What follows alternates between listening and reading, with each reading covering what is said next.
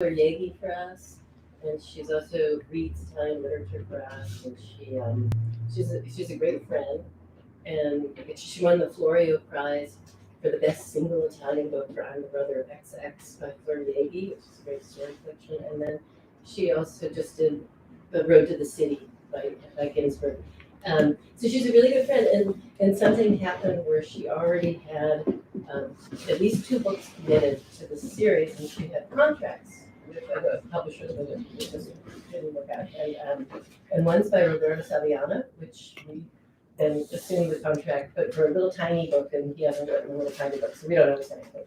And then the other one was by Edouard Louis, Who Killed My Father, which is a really little, beautiful book. It's also out in paperback now. And we couldn't wait. What happened with the whole Storybook series is in came the pandemic, and we didn't think without the support of independent booksellers we could really launch a book series that's so visually driven. We would only be selling these online, and how would you get this? And so originally it was 4, and we later added a couple of more, and now we've added 2 more. And so anyhow, so this came out during the pandemic, and we paperbached it. And so we adopted what was really not exactly our idea, but it seemed kind of like a brilliant idea. And I personally have a weakness for series, and just so as far as how easy that is to do. And so yeah. Yeah, so many questions. One is, will there be more in the Storybook series? Yes. Okay, and can you tell us about other series like New Directions and stuff that you like? Yes. Okay, this is going to turn into a little show and tell. The good thing is there's going to be party favors, because I have personally weakness for series. And here's one which has a historical precedent at New Directions, which is during the New Directions started in 1936, and during the 1940s, James Laughlin, who started this, started something called the Poet of the Month series. And if you signed up, you got every month a poetry pamphlet. And just like this, it just was stapled. It didn't have a spine. And they're really cool. They're really interesting. And but he got sued by the Book of the Month, or he was threatened with a lawsuit. So he couldn't keep Poet of the Month. His thingy bits. And eventually he found out that they weren't very profitable, and so he gave that up. But we kind of found out the same thing. That we may continue these, but I love them. It's Alexander. And But you do poetry pamphlets, right? these are them. These are the new ones. Yeah, this is Susan Howe. Is Helen's of Troy in this? What? I just taught this. No, there's parking in the street. I just taught this Bernadette there. Helen's of Troy. It's so fun. And so these are just different poetry books, and sometimes they lead, like this was Sylvia Labree's first book with New Directions, and now we're moving on to her 3rd book, or HD or Oppen. Like there's some old things that haven't ever been really produced, and so it's archivally interesting to people who are really into, or people who have never been translated in America. So this has been difficult with the bookstores because they don't have spines. Are they designed in-house? Like, what's the sort of No, covers? the designer for these, somebody from Directions saved me. They're beautifully designed by the sorry, it's not us. We have outside design. Paul Czar, thank you. Oops, Office of Paul Czar, who also does all the Quincy Spector books and our Laszlo Pershing archives. And he's really great and just done a wonderful job. Okay, so that's one series. That was revised, and really Jeffrey Yang, our poet, he doesn't want to be called poetry editor, but he is. And he's a poet himself, and he's in charge. And then this was another series. That's doing okay. We'll probably do more when we have enough money. But, and then this was this little series that I thought was genius back in the 90s. I love a short book. And so it's like this is Lorca, there's a little Borges, Muriel Spark, and usually we do mine, William Carlos Williams Asphodel. This is one JL wanted. He was still alive. I know we're told that. No, we need to. Anyhow, so this has a few tragedies, and one is that it never really caught on, and 2 is it's stupid that I called them Be Below, because it brings up that side of like, people say you're a boutique publisher. You're what? A boutique publisher. Oh, It's just so insulting if you're, anyhow, I mean, who cares what that, but, anyhow. So then, in our most recent incarnation, we made another mistake. These are the New Directions pearls, which is brilliant. I love Heath Ridgway, genius, a genius Irish writer. But we shouldn't have done them. This is how we go. Why did we do them in white? Why did we do them in white? Because they get dirty. Great Yoko Tawada book. That was my gateway to Right, me too. because it's so small. What is it? Bridegroom with a dog. Sorry. Put a little Javier Marias. You're racing. Okay. Paula. And, you know, they're good. They're Bologna, Antwerp, first prose. I just find it nice though, because then as it gets dirtier, you feel that it's like really well done. If it's yours, but Yeah. the bookstores don't like the samples there. And so, anyhow, so yeah, like Lampedusa, that's a really beautiful part of his like memoir. It's just about his being where he grew up as a child. I love that book. Nikolai Gogol. I mean, all the books are great, but the presentation, like we took patriotism back out of this format because it kept coming out with backstage. You need to stop publishing those. Did you No, know? some of them are still in there. Yeah, I love them. Thank you. They're like candy at the counter. What color would you do if you were gonna do it again? You know, obviously I'm not very good at this because black didn't really work, white didn't really work. I don't know. I mean, maybe better to mix it up and have something else to define that it's a series. And yeah, but I wanted to say about all of these things, some of these are really damaged, but they'll all be party favors. So if you buy a book, tonight, you get a free book. You can choose one. You're not going back to the office. Yeah, you get a bonus. Okay, so those are some series, and they're not all failures. I agree. I mean, they work, but I But have. Barbara, can you explain like editorially what's the like what makes something a pearl versus These are sort of these are kind of the same. yeah. It's just looking for short books that will mine. This was a little more mining the back listens. And would you like commission something to be in the pearl series, or like how did it come? No, I mean, not really. I mean, if we're already publishing someone like Javier Marias, this could have been inside a long story. It's like, could be considered a long story. But it was such a standout. And Esther Allen, who's one of the great translators, she singled this out as a really funny book by Javier. It is really funny. So we were glad to do it. So and this one I always wanted to do. And Griselda, my boss, said, "That's disgusting." Her bridegroom was a dog. And I was like, "What do you mean you know the thing about the animal thing?" And she goes, "No." So you never know why somebody's going to get rejected. But Griselda was my first. And so yeah, for all these different, in Keith, we were waiting for a new book by him. He's a really brilliant author of A Shock and Hawthorne and Child. And he is somebody who was having a writer's block. So in between, in between, I just made a selection of my favorite of the stories because I thought we need another book. So different things for it. So we know that the Storybook series originated at a different publisher, but now that it's a New Direction series, as you acquire for that series, This is more commission. yeah. And so how are these books different than what you would publish as a pearl? Like what's the editorial mission of the Storybook series? Well, it's infected by Jeannie, so it has like Jeannie's very interested in art, and so she's making choices of almost following the only exception is Laszlo. Maybe talk about different artists. So originally we had a really beautiful. Where's Laszlo? I don't know. Anyway, originally we had a really beautiful. Thea Selman's on the cover of Laszlo, but it was a spider web. And but Lebeas Woods, the visionary architect, figures in the book, and so Laszlo was like, "I love the spider web," but also we just did Safety Tango, that was a spider web. He was like, "What am I looking at?" But anyhow, so he wanted a Lebeas Wood, and so he steered that. But mostly these are Jeannie's choices of the art. Of the art. Yeah, and, Yeah. and actually negotiating. We've been very lucky. The artists have, with the exception of the Tebow, which was her idea that we use Tebow, but almost all these artists she knows, and so in exchange for books, we have been. Wow, exactly. This was expensive. But I love that cover. It's so, and the widow is a friend of New Directions. So.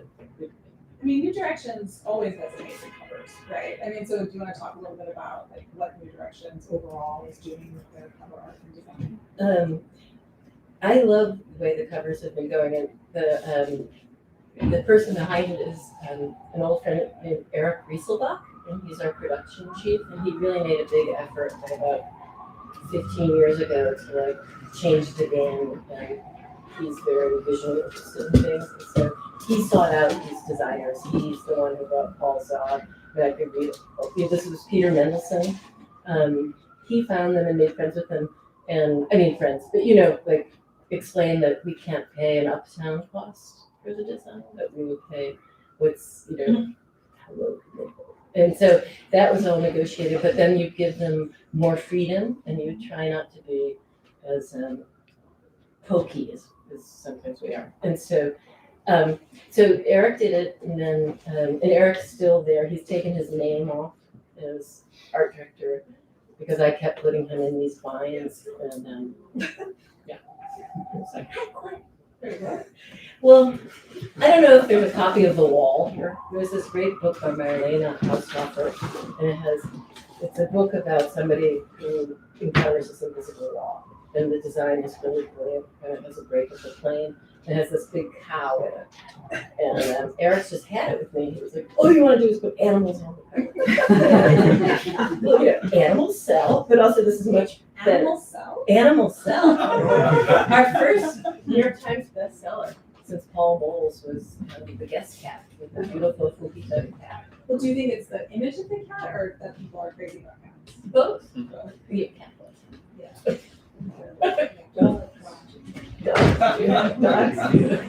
Babies. Babies. Actually, a new book has a great baby. But so Eric really encouraged all of these artists. I mean, designers really are artists, and so and I don't understand the visual leap they make, but they do. And, so he's still really the art director. It's just pretending he's not. He's still bossing us around.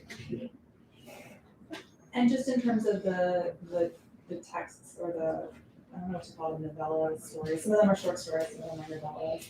The texts themselves, like what makes something a great story about? Is it? I mean, as we heard earlier about reading it in one sitting. Yeah, that's one thing. And that was really a Jeannie idea, that satisfaction we had as a child. Like you like feel like, that was such a great experience, It would be like being on an art island all day or something, just feel full and you experience something, we hope, beautiful.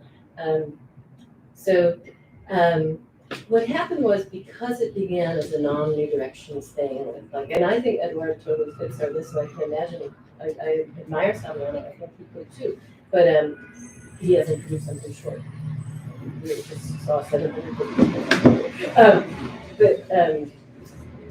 so we decided to move it more towards our own authors because it would make sense for them to be on the books. And so we basically asked them or their translators, do you have something within this format? Which is like 12,000 to 28,000 word thing, which I never really know what that means. But the one great thing, I just have to say, another Eric thing, is that we were talking about them looking like children's books, and that's the Dr. Seuss font. We had to buy it. You have to buy fonts. Really? You rent them or something, but you have to pay something. Anyway, that's the actually right. Doesn't it bring it back a little bit? Yeah, that's so Once you know interesting. it, I see it. Was that You don't see Jeannie's idea? No, that's Eric's That's idea. Eric's idea. It's hard to see it with single paragraph, but when you see it with the Maybe all caps sometimes. Yeah. Yeah. So do you have a favorite? This one has some illustrations. Do you have a favorite of these books? Or are you I'm not allowed to say that. But I would say that was one of my goofball. This was like, I thought it was so funny. This is like when you get too inside your own stuff. So Clarice, it's been this great experiment where we've retranslated now 14 of her books, and she's always been a great author on our list, but she went from being like one of our top 50 authors to one of our top 10 authors. And so people really are reading her now. And she used to be like in grad school. The Spectre. Clarice the Spectre. And so anyhow, but we publish children's books. I mean, we do Child's Christmas in Wales for Dylan Thomas. We do picked things by Walker, but it's not H.D.'s The Hedgehog. It's not something we do well. And I thought, this is so great. We bought children's stories. We'll put them in the children's stories series. But actually, it wasn't very smart because this is very confusing. It's like, wait, these are children's stories. And this is, we're selling, they look like children's stories, but they're adult literature, especially some of them. And anyhow, not too good. But it's still really good. And we're trying to actually sell the individual stories for the estate to real children's publishers. So we'll rent them out, or the state will. We just know in the sense we own the translation. And then there's one other children's book story that didn't really fit this, and that'll end up being a paperback at some point. And we'll just leave this. But this was confusing. Yeah. This I heard about this from booksellers. So, Because these are for adults. you really can't say. All right, so let's talk about favorites. What's one that you just love? Well, I have to say, I can't help it. I love Helen DeWitt, and she's such an amazing person, and an amazing brain, and actually, Mika deserves credit. So we've always asked her, like, Helen has writer's block, and so she wrote Samurai, and then we did some trick, and then we did a crazy book, Lightning Rods, and then we did some trick, and then she has 3 or 4 really interesting novels that are about anywhere from 50% to 75% done. And she's working, I know. But suddenly, Mika goes, Helen's written this incredible story, and it's going to be published in Aesop magazine. And so luckily they were very nice, and they let us take it back. We said to Helen, what did they pay you? And we'll double that, and so keep that, and we'll pay you again. And then, and I think we paid the fabulous stuff. We paid the fabulous. Anyhow. And I think, didn't you give me something else to publish? Yeah. Anyhow. This is quite long for a story of the fabulous. Did they publish things that long? I don't know if it was slightly edited down, but yeah, I think they did. They were And then there's an inside joke. Are you gonna tell? Well, it's like Helen has gotten me to put in the back of her books this saw that. questionable thing. What? It's like called an author's note. Here, you can It tells how you can donate her money money. because her publishers don't give her enough money, which is true. You can't live on right? So that's sad but true. And so there's this little author's note, and It's not so little, you should read it. No, I don't want to read that one. It's funny because the story is about a woman who is writing a story and whose editor and agent wants something different than what she wants to write. So Yeah, justification. totally. Well, the funny thing is that the story revolves, the plot of the English Understand Will revolves around a contract and an editor who doesn't read your contract. And so as soon as I send her first copies to Berlin, she writes a very polite note back. She goes, Barbara, it's perfect, except where is my author's note? Because you know you're contractually obliged to. And I managed to be like, and I don't really, I sign contracts, but Declan runs the contracts, and he didn't remind me that we have to put this annoying note in the back that's in the 13th for some trick. And we donated money immediately. Sorry, it'll be in second printing. This is not the first print. Well, you know when you're a genius. genius. No, she's a genius. But I love all these. I really love. This one's my favorite. Yeah, It's beautiful. I'm sorry, Jeannie's not here. This She's is translated by our missing friend. We could talk to her about that process. It's such a beautiful translation. It's such a heartbreaking. It's so amazing. What's the name of the story? It's her very first story called Oh, Road the to Road the City. I haven't read that yet. It's super beautiful. You should get this one. And she had to publish it under a pseudonym because her name was Jewish. It's already there. So this wasn't published under her own name. But the Jeannie's translation is really, really, really beautiful. Why wasn't it published under her own name? Because the fascists were already getting in control. It was too Jewish of a name. So how many more books should we expect in this series, do you think? Well, I decided that we're going to do duets. And so it's very complicated to decide what goes in there. And Like what goes together or what goes in the series? what goes in the series. Yeah. I mean, because books is disparate as like the Rachel Ingalls and Natalia came out together. I don't think that really matters. I mean, I think it's better if it feels like a candy box. But, so, I don't know, we were just talking about this great Mexican author who died. She was in her 90s when I published the House Guest. And so, you know, she writes these books, maybe a little one of hers would work in this series really. And then, I don't know, I was hearing about an early Floriegi book that might work. I mean, it helps us if the name is somewhat already associated with New Directions, but on the other hand, we're thinking about people who have never been published by us. So, I don't know. Would you have a subscription? Like would it be? We offered you a deal. We're doing the bundle, but it would be like a lifetime subscription.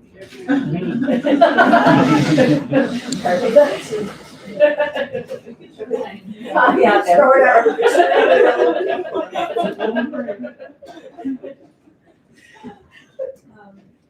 What else is there to say about the art? I feel like we haven't talked enough about these books as being extraordinary objects. I mean, I love them. This one, the one your favorite, which is one of mine too. That was Jeannie's choice, Cecily Brown. Before she had that big show. Actually, would you like? Oh, could I put you on the spot? This is her stepson, who's also very Tona. Do you want to say something on behalf of her beautiful choices? I guess I think you covered it pretty well, right? But I think that Jeannie's idea was to create dialogue between the story and English. She chose, and also when you mentioned the idea of being able to sit and read it in one sitting, and having that experience with a work of art as well, and go and see the work of art and have complete experience with the sitting. Even of course if we go back to see what, but so I think that was an important element, and also really kind of bringing the two worlds of art and literature together in a very intentional way, and the dialogue with if the author is alive and the artist as well, and bringing the artist, which are often people that she knows personally, so dialoguing with them about the text that is going to be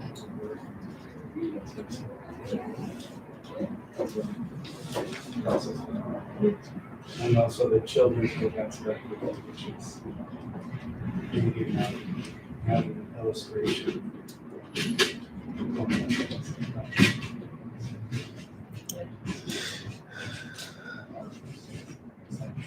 She mentioned for her sake that a magazine in Moda or something. Wait, what is it? That in the '60s blended art and anyhow, but I'm not sure. yeah, she mentioned something that sounded very interesting. I've never heard of. But merged art stories. Well, the Lispector has those great illustrations inside the book also. And those are by Marion Banshees, who's done a lot of. Who does those? Marion Banshees is her name. And she's done illustrations for like the dog poems, cat poems. But she's very good. But the stories are not necessarily related to or in concert with art. Not directly. No, No. I mean, like That's something like that. Roots. I love that. yeah, but I mean, they're not, But they're the not the directly Lispector are related these to like, that. are like children's stories about animals, and so they have these really delightful lines. and those are Marion Banshees. I think that the choice to have them hardcover is really excellent, and I highly approve of it because it's so satisfying to read. You know, and I suppose that, you know, we don't want to like fall into cliches, but we could certainly say something about how nice it is to have an object in our lives and our highly dematerialized virtual worlds, you know, and that does seem to be an important thing the series is doing, you know, giving us books that we want to actually own the physical copies of. I think there's a trend towards that something retro chic about books. People want to- Oh, is it time that we could ask questions? Sure. Yeah. I wondered about translation, because a lot of your books are in translation, which is something that's so needed in this country, which is so uninteresting for the most part in any other country. But choosing the translator, Mhm. finding the right person, do you, I don't know how many languages you have, I know your partner has. One. Good, Yeah. good, that's, you're very good at that. But translation is just single book, Yes. you know, it's intense how bad translation can be. So I'm just wondering about you took that up to do that. I don't think New Directions was doing that. No, they always did. From the 30s? Oh, I didn't No, know that. remember like Jail's the first publisher of like Lorca and Neruda and Mishima Oh, and really? Borges. Well, some of these I claim of them, the New Yorker fact check me. Like, what about all of them? Some of them had like, but he was either really early or he was the first. And so, yeah, like Montale and, no, he that's always, amazing. because he grew up with that Ezra Pound idea that it's one world and you should know, it's one world of literature and you should know everything. And he spoke, unlike me, he had French, German, Italian, and understood Latin and kind of Greek. So no, it was part of the program all along. Oh, no. Yeah. It is significant. And I do mean- those books sell all right? Given, Sure. We just had this crazy thing with Dazai, who did this. This was a little bit of these stories you will meet again in self-portraits. these are 3 short stories by Osamu Dazai. That's my third favorite in the series. Really? I actually love the last one. So maybe a lot. Yeah, I love this too. And this was, anyhow, we've had this thing where Dazai became the sudden backlist bestseller because TikTok, is that right? in an anime that teenage boys watch called Bungo Stray Dog. And so we sold during the pandemic, hundreds of thousands of copies of No Longer Human that always sold year in, year out, 500 copies a year.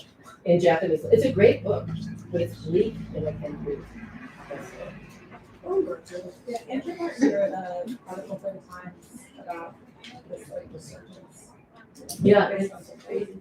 But it also means that young people are selling to each other real cultural. I mean, this is a complicated novel. It tells itself, but it's really like, and I don't know. Yeah, I think it means that there's something about the new generation that's really into books. So which of these has sold the best? Would you say? Helen. Helen. But people are always waiting for her to come up with something. I mean, she's got a real fan. Plus, it's a really delightful book. And this has been doing really well. Rachel Ingalls has been doing well. And the Dazai, because of a little bit, and the rest of them, they've done fine. But yeah, and That's a beautiful book. Yeah, that's beautiful. That was Jeannie's choice for David Saleh. It's called Blue Quilt, and it's about so the floating cat's perfect. It's about a famous magician. I mean, so Cesar Ira, right? Am I saying? Yeah. Cesar Ira has written like 3 million books. So More than 100. how did you choose this one to be in? Well, two of my colleagues, Lori and Chris, both read Spanish, and we discussed endlessly what we should publish because out of 100 books, we've done 20, which is insane already. But this one actually, we asked Chris Andrews, who's a great translator from French, but mostly from Spanish. He did a lot of our Bologna books and a lot of our Cesar Ira books.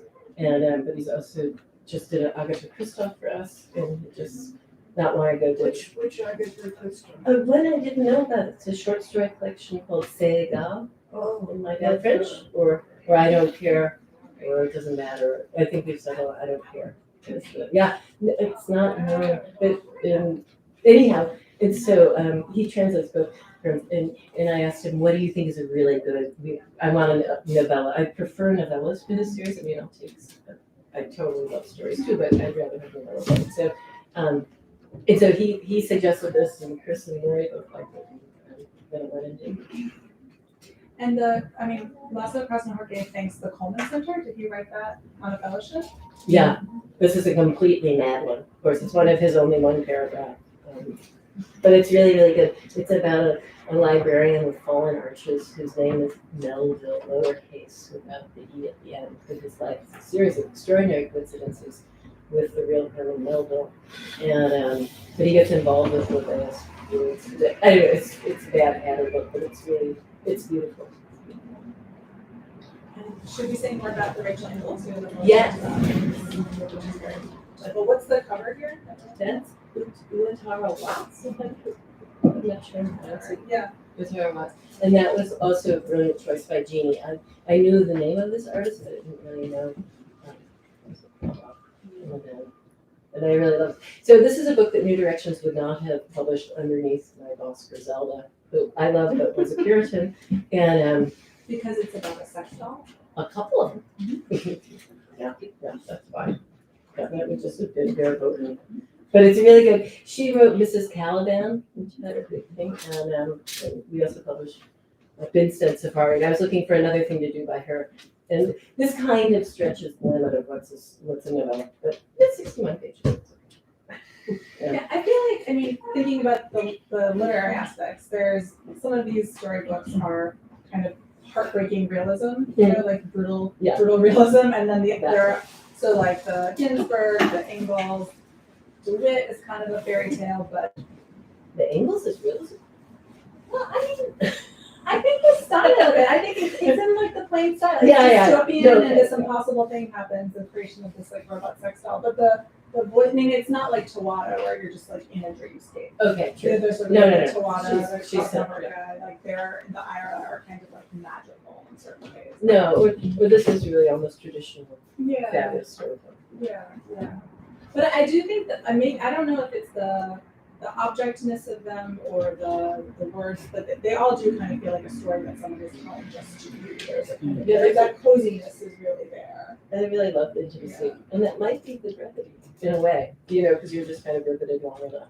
Yeah, you really can sit down and just read it in one sitting, which is always something you want.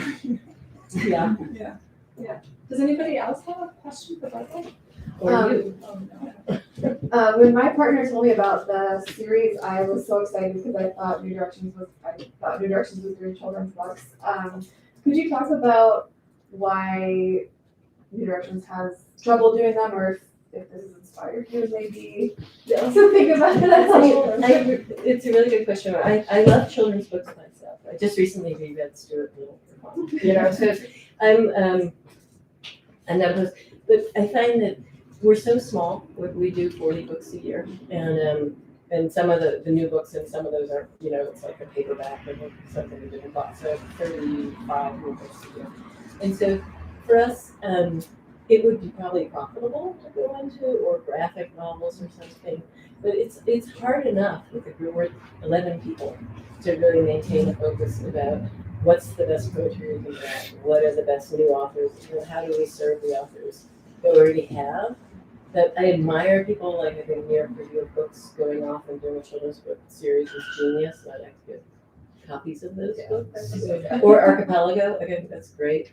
But for us, it sounds dumb, but it's kind of better if we just kind of hoe the row that we know and improve that and do the best we can, rather than James Laughlin Jail to us really had an idea that if you expand a literary publishing house in the typical capitalist way, you destroy it. And so it's better. My picture is always he wanted to stay the same size, he wanted to do about a third poetry, he wanted to do 2/3 prose, and that we could invent within that. But I think it would be, like doing Clarice's, it's like him doing Child's Christmas in Wales. It makes sense to me. But to stretch further, I wouldn't know how, too. I would think I would have to. I mean, we have really gifted editors, maybe they would want to figure it out, but I think our resources are somewhat limited and are limited. And publishing poetry is its own trip. And yeah, it's kind of a cowardly response, but it's true. It's kind of like if we stay the same, it's like that the Lampedusa thing. We have to change to stay the same. So we find new authors all the time, but they kind of need to be whatever that saggy baggy thing is. Saggy.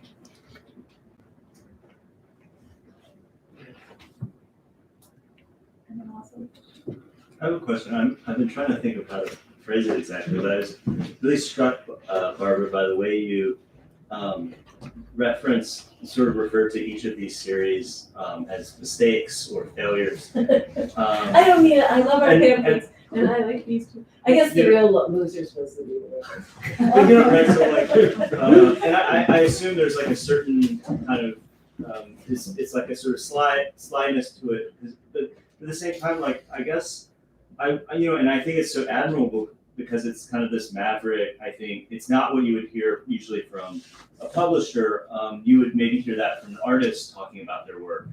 And I wonder how that, just like that sort of philosophy or approach, like, I guess how one is able to maintain that with all the various, temptations about, okay, here's, we know the animals are going to sell, like how do you balance, I guess, that kind of adventurousness with a willingness to fail with just like the bottom line of just keeping the lights on and, keeping the staff of 11 or so that you have, We're really, the Dasein thing is just a freaky gift. But in general, we're really beholden to the backlist and James Laughlin, like Tennessee Williams. Everybody's still our best-selling author. And Really? Yeah, almost everybody has to read at some point in their youth, either Streetcar or Last Day. And the interesting situation when it goes out of copyright, and luckily we have these great prefaces. Edward Albee and Arthur Miller. We've done our best to do best by these books that we can, and it's still 10 or 15 years off from the beginning, but it's not something we don't think about. And so, and for a long time, Siddhartha, before it went out of copyright, there was always about top 5 books. And he didn't even want to publish that.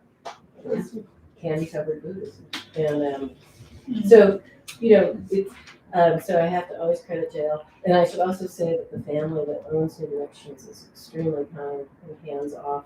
And when I told them, because we were owned when jail died in 1997, he created an ownership trust, which meant that we could fail, but we couldn't be bought or sold.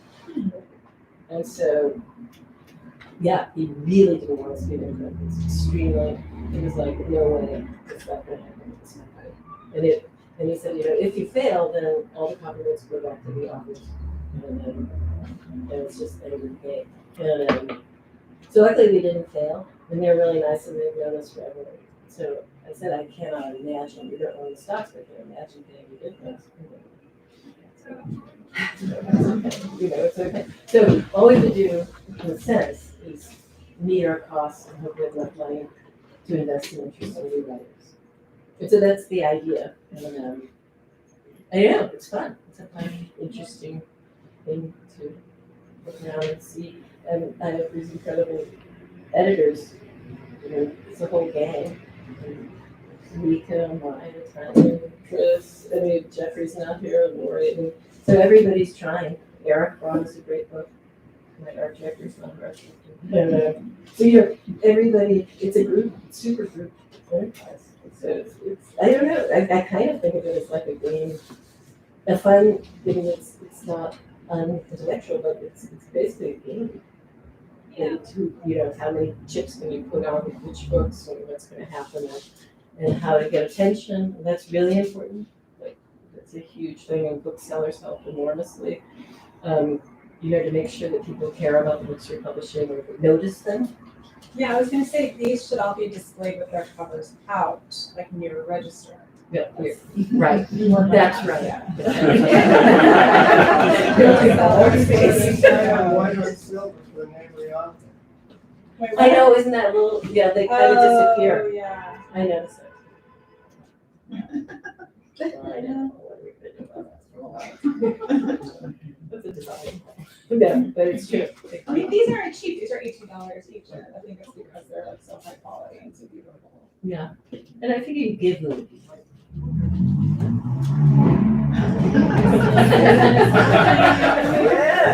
Yes.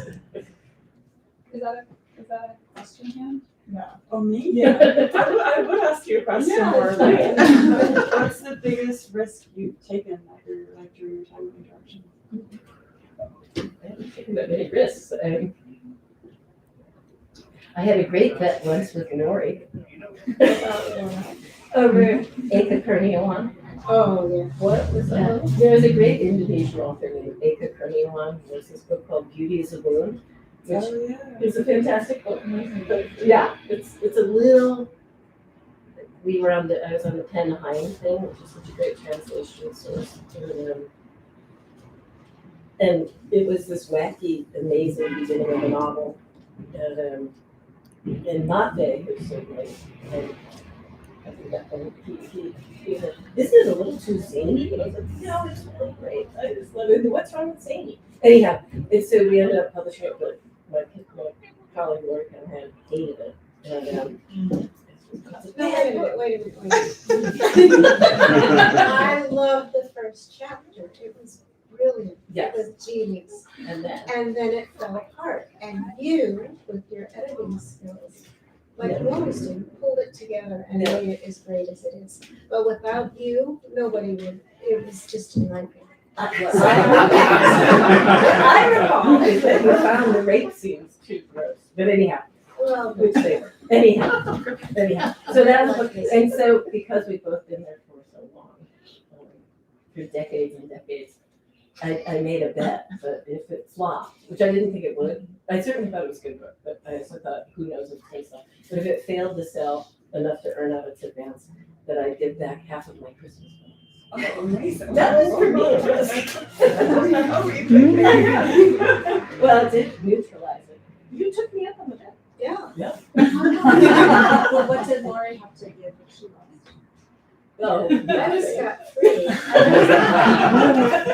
Not their joke. Because I knew I was right. Anyhow, no, I haven't read them. Yeah, most of the books, I think most of the books are clearly really good, whether or not they'll make it in the marketplace. I mean, what can you do? I mean, you can try your best. These are hard to review, right? Like you're kind of, has Yeah. anybody written like a piece about these books? There's been some interesting stories. It was great. That was good. Oh, yeah, about the series? Okay. Oh, J.W. McCormick. Yeah. Okay. Great. And individual ones have been reviewed, like Helen's got a lot, Laszlo's got some. This got some really, excuse me. So can you tell us who's next? Did you already do that? Have I? No, maybe I'm part of the, it's still up in the air, and we're talking about it. It's really hard to get things that are just this, like, you want these like pill-shaped, super powerful short things. and also we tapped many of our most important, like Laszlo, Cesar, Yoko. You know, like we could do another Helen DeWitt in the series if she writes something, but I don't think that's great. I think I'd rather do a new book than a traditional one, pick with that and cloth book. So I kind of want them to just one by each author. Ooh, we're still there. If people have any great ideas. Are there any other questions? Remember the party favor.